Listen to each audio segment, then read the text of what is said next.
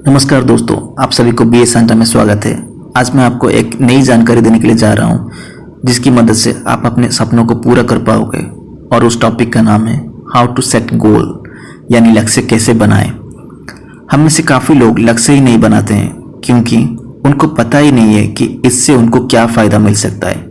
और यकीन मानिए, जब हमें या हमारे दिमाग को ये मालूम होता है कि कोई चीज़ हमारे लिए कितनी किफ़ायती या कितनी कारगर है, तो हमारा दिमाग पहले से ही उस चीज़ को सीखने से पहले अलर्ट मोड में चला जाता है और पूरे फोकस के साथ हमें वो चीज़ सीखने में हमारी मदद करता है।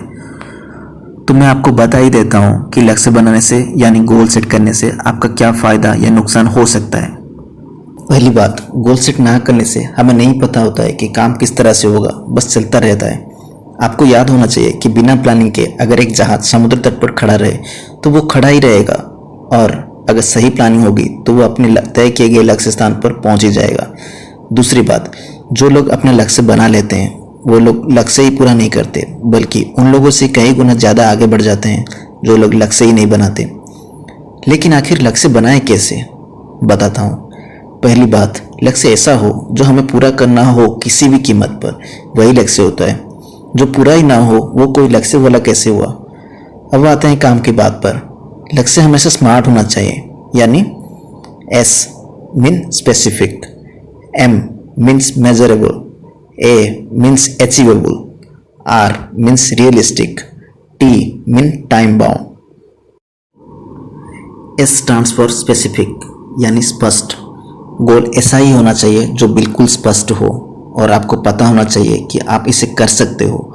हालांकि नामुमकिन इस दुनिया में कुछ भी नहीं है, लेकिन बिना स्पष्टता के संसार का कोई भी लक्ष्य आप हासिल नहीं कर सकते, क्योंकि इंसान एक ऐसा प्राणी है जिसके अंदर हर चीज़ के बारे में जानने तथा पाने की लालसा है। अब इस सिचुएशन में तो आपको एक बार में एक ही गोल सेट करना होगा। तो आपको ये तो समझ आ ही गया होगा। अब आगे बढ़ते हैं। M स्टैंड्स फॉर मेजरेबल, यानी मापा जा सके। अब इस कॉन्सेप्ट को एक उदाहरण के साथ समझने की कोशिश करते हैं। सपोज आपका वजन कम करने का गोल है, तो इसके लिए आपको अच्छी खासी एक्सरसाइज करनी तो पड़ेगी, लेकिन साथ ही साथ वजन भी चेक करते रहना होगा।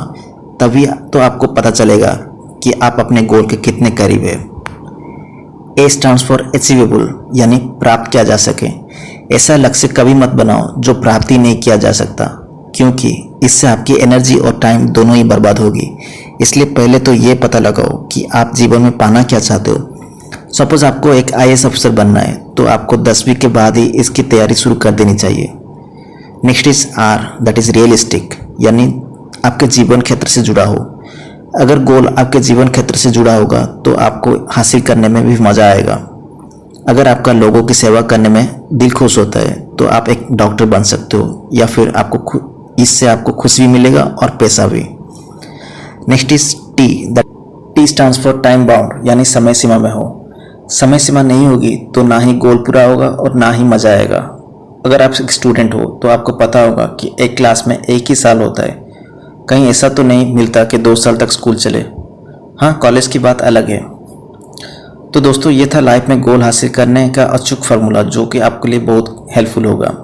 अगर आप इस तरह से लक्ष्य को प्राप्त करने की रणनीति बनाओगे तो ज़रूर उसे आप हासिल करोगे।